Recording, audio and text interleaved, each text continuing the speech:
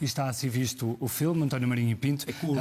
É curto. Deixe-me perguntar-lhe porquê é que decidiu candidatar-se. Foi porque perdeu o lugar nas europeias? Não, isto é, sabe, eu acho que uma pessoa que assume compromissos deve respeitá-los até ao fim. Eu decidi candidatar-me porque sou líder de um partido que eu criei, que juntamente com outras pessoas, e um partido existe para apresentar propostas na sociedade portuguesa.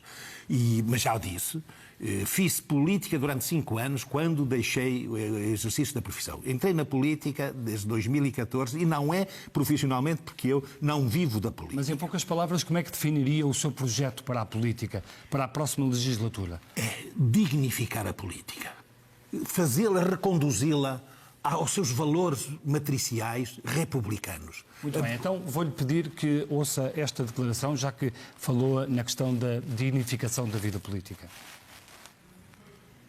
Eleições em setembro, em outubro.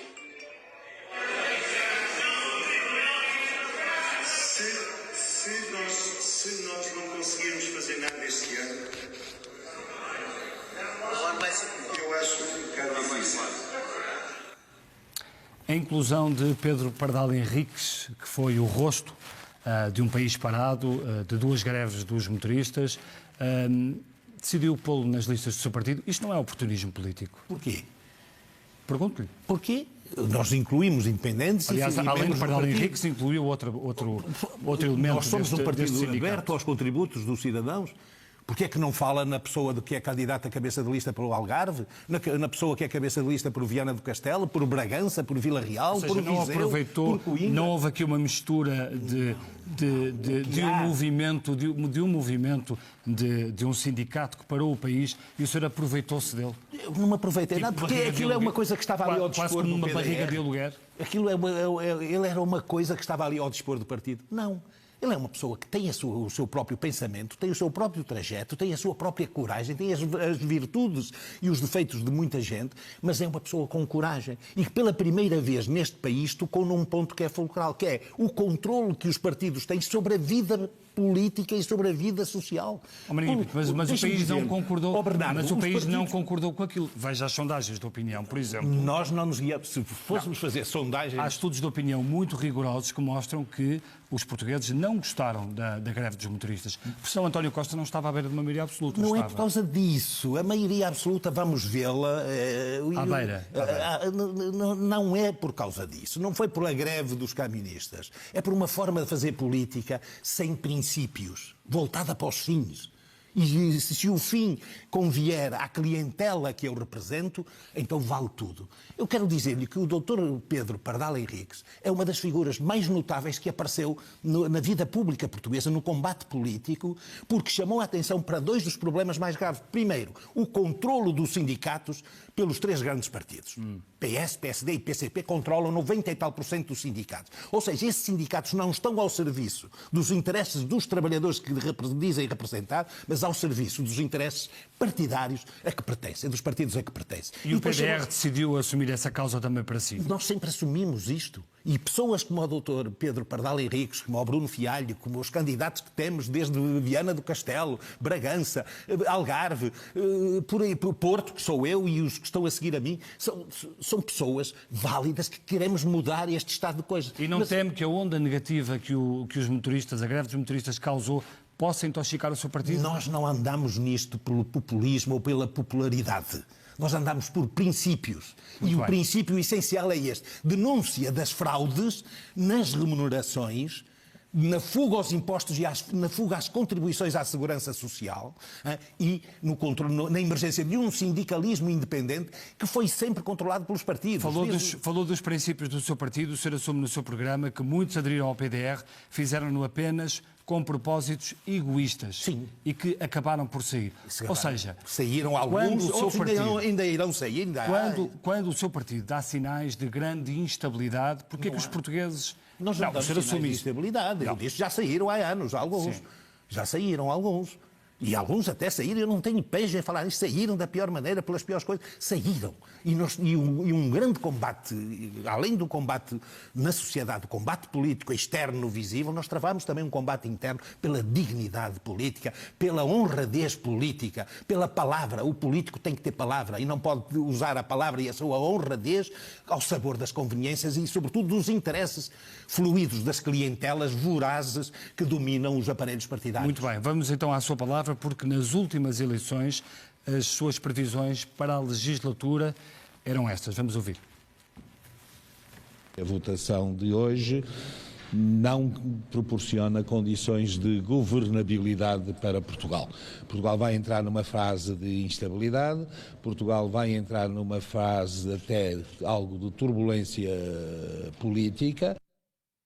Isto foi há 4 anos, no domingo de eleições, e é claramente notório que se enganou. Eu não sei se me enganei, sabe? Há aqui um engano muito grande anterior a esse meu suposto engano. Um partido como o Partido Socialista, que construiu a sua identidade na luta política contra o PCP, na sociedade portuguesa depois do 25 de Abril, de repente, sem nenhum debate interno, aparece, venham cá, apoiem-nos aqui. O que é que deu em troca?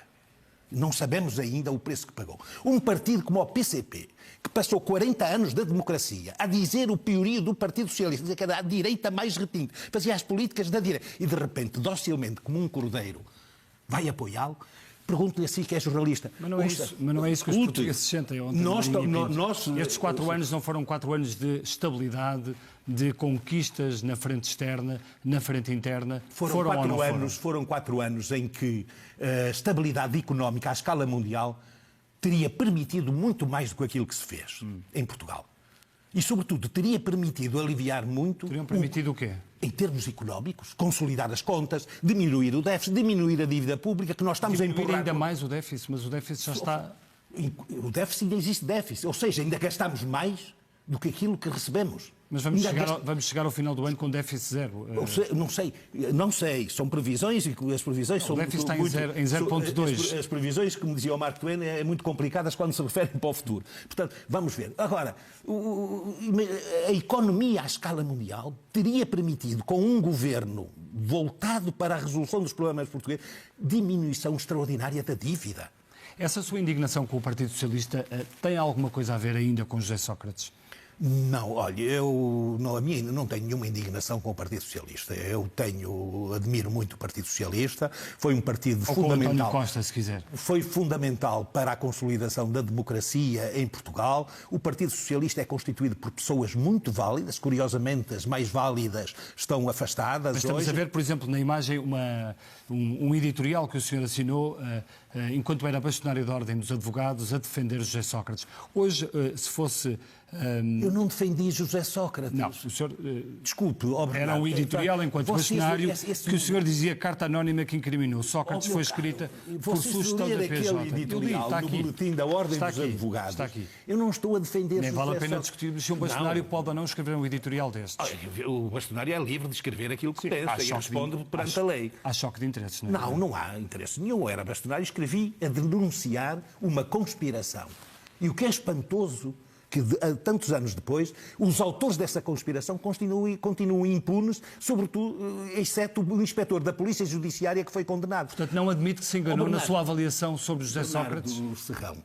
Um grupo, uma jornalista, um antigo chefe de gabinete do antigo primeiro-ministro, um inspetor da Polícia Judiciária e um autarca do CDS reúnem-se num restaurante e combinam assim: tu escreves-me uma carta anónima, eu abro um processo de averiguações, levo ao procurador que abre o inquérito e tu publicas a notícia. Responda-me só à minha pergunta. Escute, foi isto que aconteceu. Sim. E isso, quando se soube, está escrito preto e branco, são factos, eu denunciei isso.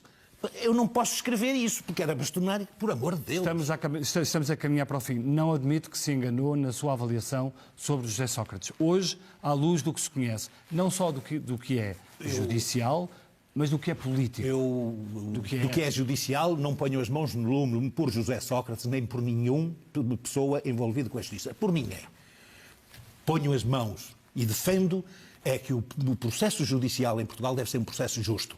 Deve-se investigar e depois prender. Então... E não prender para investigar. O José Sócrates, politicamente, sempre estive contra ele. Sempre combati José Sócrates como primeiro-ministro e sempre combati esse tipo de política. Portanto, o que é Sócrates hoje é vítima de um modelo judiciário que desrespeita os seus próprios valores fundamentais. Peço-lhe só mais uns segundos para ouvir o que o senhor disse quando lhe pediram, há uns tempos atrás, para definir o que é a justiça. Em 1993, Marinho e Pinto, jornalista, estava em tribunal. Tinha acusado um secretário de Estado de difamação. O acusado era Oliveira e Costa. Pode servir também para moralizar um pouco a classe política que temos, fazê-los ter um pouco de tento na língua. Os anos passaram, acumulou o poder da escrita jornalística com a experiência da barra dos tribunais. Temos advogados fedorentos, políticos fedorentos, jornalistas fedorentos, polícias fedorentos, deputados fedorentos e alguns deles até já passaram pela cadeia. 16 anos depois, em 2009, como bastonário da Ordem dos Advogados, caracterizou a justiça portuguesa numa palavra. Numa palavrinha? Só numa. Fujam. Como vemos, é verdade que Marinho e Pinto disse fujam, referindo-se à justiça portuguesa. Os portugueses devem fugir da justiça, como diz, e em relação aos políticos, o que é que devem fazer os portugueses? Fugir da justiça hoje é um ato de lucidez de qualquer pessoa. Quem vai para tribunal trama-se. Quem vai para tribunal passa às passas do Algarve. Os tribunais estão preparados E dos para políticos, o que devem fazer os portugueses? E muito rapidamente. lutar para mudar. Para mudar, substituir este modelo de ação política. O senhor também é político e está nesse grupo dos políticos. Mas não sou igual a eles. Porque não digo... Já houve outros que disseram o mesmo. Ok, meu caro, eu vou lhe dizer muito claramente. Mudar este modelo, acabar com estas encenações, com esta mentira teatralizada permanentemente, com este cartel de partidos políticos que dominam tudo na sociedade portuguesa. Nomeiam o Tribunal Constitucional, nomeiam a Comissão de Eleições, nomeiam a Autoridade para a Regulação da Comunicação Social. Dominam tudo. É preciso abrir a política à cidadania. Porque só verdadeiramente a cidadania pode reforçar a democracia política. Fica a sua mensagem. Muito obrigado, Marinho e Pinto, por ter estado connosco neste Polígrafo SIC. Obrigado.